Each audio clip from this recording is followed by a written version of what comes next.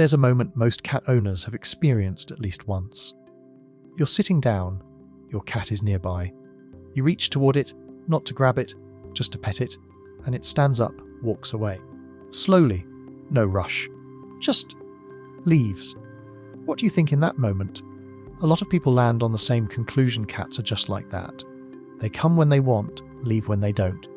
But there's another explanation, and it has nothing to do with your cat's personality. Most of what we hear about owning cats circles around a single question: what is the cat doing and why? There are millions of videos explaining cat behavior. But there's a question that gets asked far less often. What are you doing, and how is your cat reading it? That's the real blind spot in the human-cat relationship. Not because you lack affection for that animal, but because almost no one actively points this out to you. This video isn't here to prove you've been doing something wrong. It just asks a different question and sees what the answer changes about how you look at your cat every day. To understand why these misreads happen, it helps to start with something fundamental about cat biology, something most people don't think about when they bring a cat home. Cats occupy an unusual position in nature. They are both predator and prey, small enough to be targeted by larger animals, but fast and sharp enough to hunt their own food. That dual role left a clear mark on how the cat's nervous system operates, especially in how it processes stress. Any animal that visibly signals weakness, pain, or fear becomes a target. That's the evolutionary pressure that has shaped feline reflexes over thousands of years. The result is a species that is remarkably good at concealing signs of distress, not because cats are stubborn or unusually independent, but because hiding it was survival. This has one very practical consequence for you: living alongside a cat every day. When you notice your cat over-grooming, hiding in unusual spots, or eating less, that's rarely the beginning of the problem. That's the point where something has built up long enough to cross the threshold of concealment. In other words, you're seeing it after it's already been there for a while. The second issue is about language, specifically the gap between human body language and cat body language. Dogs were domesticated through a long process closely tied to direct cooperation with humans. Over that time, dogs developed the ability to read human facial expressions, track human eye contact, and calibrate their responses to human social cues. Cats had a very different domestication path, less direct and later. They retained most of the communication system of their wild counterparts, rather than rebuilding it around reading human signals. That means some behaviors humans interpret as friendly. Sustained eye contact, approaching directly, touching without warning, are processed by the cat's nervous system according to an entirely different logic.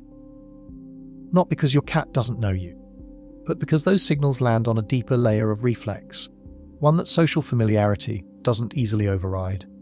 One example makes this concrete direct eye contact. For humans, looking someone in the eyes signals attention, connection, even affection. In communication between cats, a sustained direct stare is a warning signal, the mark of an animal assessing a threat or issuing one. The opposite, a slow blink, eyes closing and opening again, is recognized by animal behaviorists as a signal of relaxation and non-aggression in cat language. Same general behavior, two completely opposite readings. That's not an interesting exception. That's a rule. And it shows up in a number of other things you're likely doing every day without looking at them this way. When you look at your cat, you're not thinking anything of it. It's looking at you. You're looking back, a normal moment between two creatures paying attention to each other. But in cat-to-cat communication, a sustained direct stare carries a different meaning entirely. It's the signal a cat uses when it's sizing up a threat or warning another cat to back off. What signals peace is the opposite, a slow close of the eyes, then opening again. If you try this with your cat, make eye contact, then slowly close your eyes and open them, then wait, there's a reasonable chance it'll respond in kind. That's not coincidence. That's you speaking its language, possibly for the first time. The next pattern is more familiar, picking up your cat. when it hasn't come to you first. You're sitting, your cat is nearby. You want to hold it for a moment. No bad intention. But cats are a species that controls physical contact on their own terms. This isn't personality. It's how their nervous system is structured. When held in place before they're ready, the drive to escape isn't a conscious decision. It's automatic, faster than any thought. What's more significant is the cumulative effect. If a cat learns that when my owner approaches that way, it usually ends with being held. It starts maintaining more distance. Not because it dislikes you, but because it's protecting itself from a situation it can't control. You feel like the cat is becoming more distant. What's actually happening is that it's responding to a pattern you've unintentionally created. The adjustment is simpler than you might think. Learn to recognize 2 or 3 of your cat's ready signals before you approach. Tail held upright, walking toward you first, rubbing its head against your hand. Those are invitations. The other times, let it come to you. Scheduled changes are the group least likely to cross anyone's mind, but they tend to have some of the most noticeable impact. Cats use the predictability of their environment as a safety mechanism. The time you come home, the position of familiar objects, the smell of the space, all of that forms a map your cat continuously reads to confirm that everything is okay.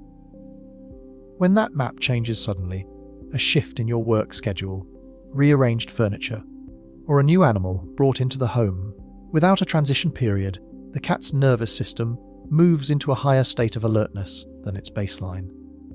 The signs aren't always obvious. Sometimes it's just the cat eating a little less for a few days. Sometimes it's grooming more heavily in one area.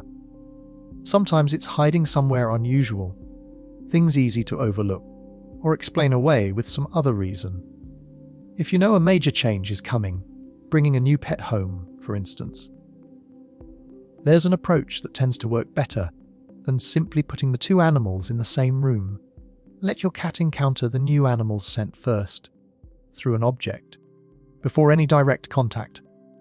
Give its nervous system time to process new information before it has to face the source of it.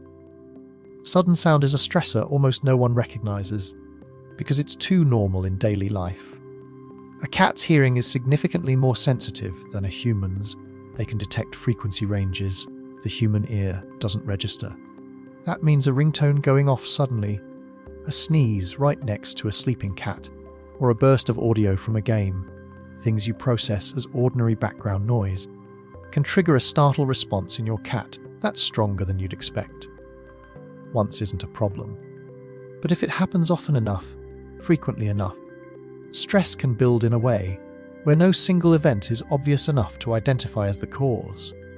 You don't need complete silence in your home, just a little more awareness of sudden sound bursts at close range to your cat, especially when it's sleeping or resting. The last group is scent, and this is the one least likely to be connected to cat stress at all. Scent is one of the primary channels cats use to read their environment. They build a scent map of their living space, including your scent, familiar objects, their own markings, and use that map to continuously confirm this is safe territory. Nothing has shifted. No new threat has entered. When you burn scented candles, use air fresheners, or run an essential oil diffuser, strong artificial scents can interfere with that map. A familiar space suddenly carries scent information the cat doesn't recognize and can't interpret through its normal frame of reference. Additionally, certain essential oils have been documented as irritating or harmful to cats at various levels of exposure. If you use them regularly at home, it's worth checking that list with a vet. The practical adjustment here isn't eliminating all scent from your home. It's making sure your cat has at least one area that isn't affected by artificial scent, somewhere it can retreat to and read the environment on its own familiar terms. Looking back at the 5 things just covered, there's a common thread. It's not that you've been deliberately doing anything wrong. It's that 2 parties have been using 2 different signal systems, with no one translating for you what that gap looks like in the smallest, most ordinary moments of every day. 5 things: eye contact, physical contact, routine, sound, scent. Looking back, they're not 5 separate problems. They're 5 expressions of the same thing. The distance between you and your cat doesn't come from a lack of care.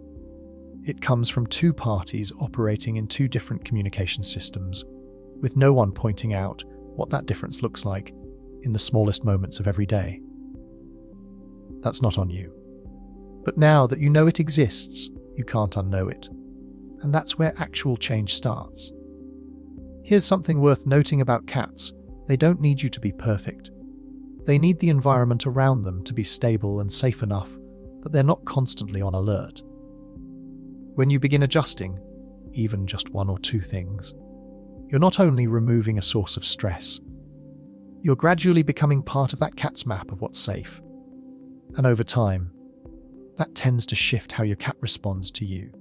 Not because you've won it over, but because it's learned that being near you doesn't require staying on guard.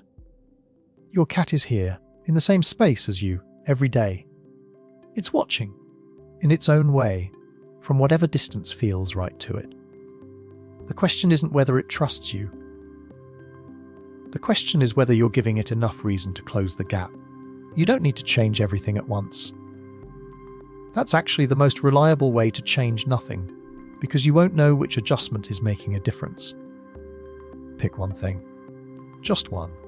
If you tend to hold eye contact with your cat, try a slow blink tonight. Look at it, close your eyes slowly, open them. Wait and see how it responds. If you tend to pick your cat up before it's come to you, try sitting still and see if it comes on its own. 3 days. Just 3 days watching one thing and see what shifts. If you try it and notice something different, or notice nothing at all, share it in the comments. Not to prove anything. Just because the people watching this are all trying to understand their cats a little more honestly. And real experience tends to be more useful than any theory. Your cat is here. It's watching you, in its own way, from the distance that feels right to it. The question now isn't why it does that anymore. It's what you'll do with what you just learned.